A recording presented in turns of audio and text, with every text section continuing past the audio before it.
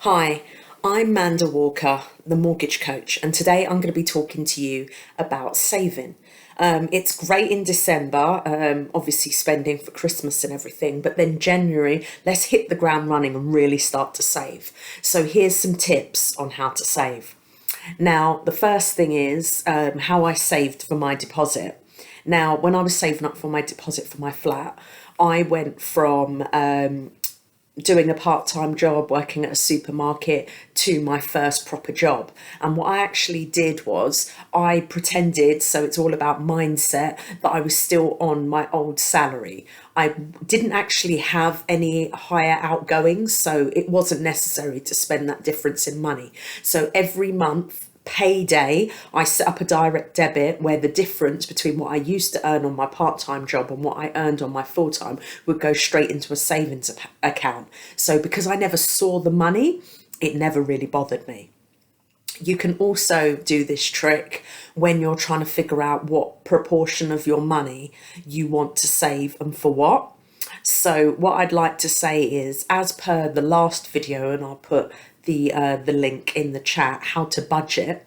What you do is once you've worked out how much you need every single month, that is the amount that you leave in your account, and then the rest of it, as again, you can set up direct debits. It doesn't all have to go to one savings account for the deposit. You could be saving up for a holiday, you could be saving up for a rainy day, anything that you want, and you can basically do it by percentages. So what you can do is say 50% of your income is going to cover the bills and everything else that's going on.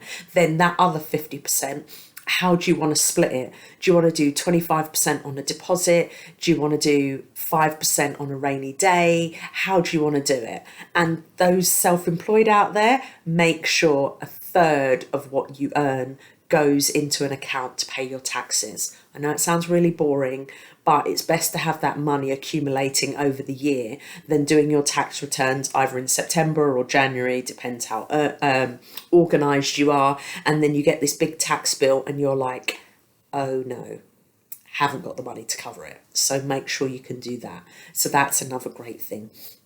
The other thing that I've actually done that I've found is really, really helpful is I am an impulse buyer and I'm a bargain hunter. So if I see something that's reduced, I'm like, whether I was that keen on it or not, the fact that it was reduced will tip.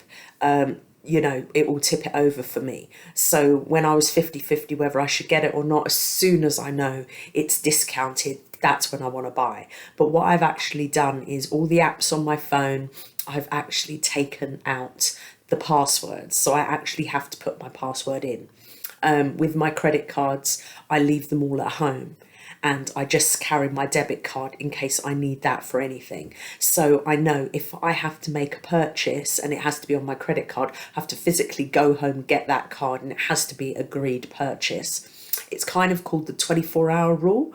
I've kind of changed it up a little bit, but it kind of gives you the advantage of actually having, you can't impulse buy anymore. You have to think these things through. So I find that really, really helpful. The other thing is if you are organizing yourself and you're going to do the purchase with 24 hours notice, that gives you the opportunity to not just buy on Amazon, to actually shop around and find the best deal. The other thing is cashback sites. They're really, really good. So if you know you're going to make a purchase, see if it's on the cashback site and get yourself some money. So get yourself some money from it. So I hope you've enjoyed these tips on how to save. So as I said, the biggest one for me is putting money aside. So every single month on payday, have direct debits coming out of your account that cover everything else. So you know from the very beginning, very first day after payday, that money has gone to wherever it needs to go. So all you've got in your bank account is obviously what you need to cover your bills and then what you've budgeted for the month. Again, there is another video about budgeting, which is really, really helpful. The other thing we obviously talked about was don't spend more than you earn, and the way to do this obviously is split it all out, as I've mentioned before. Take away those credit cards, as I've mentioned before. Use cashback sites to get some money back.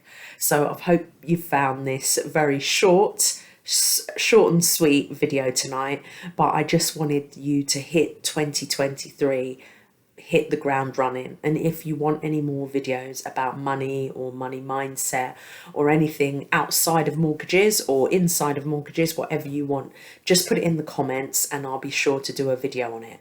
But thanks everybody, it's been really great talking to you tonight. And as I always say, everybody has a right to own their own home.